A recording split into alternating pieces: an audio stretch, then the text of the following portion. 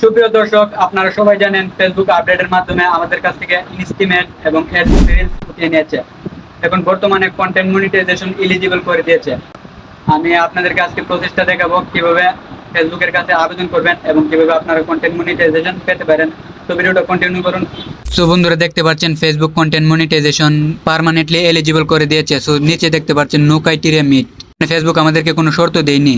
So এখন আমরা I am ইন্টারেস্টে ক্লিক করে আমরা ফেসবুকের কাছে একটা আবেদন করব, যাতে খুব তাড়াতাড়ি ফেসবুক আমাদেরকে কন্টেন্ট মনিটাইজেশনটা দিয়ে দিতে পারে। সো আপনারা আমার মতো কিভাবে আবেদন করবেন, চাইলে আপনারা এই লেখাগুলো স্ক্রিনশট দিয়ে রাখতে পারেন, যাতে পরবর্তীতে আপনারা এরকমভাবে খুব সহজেই ফেসবুকের কাছে আবেদন করে কন্টেন্ট মনিটাইজেশন পেয়ে যেতে পারেন।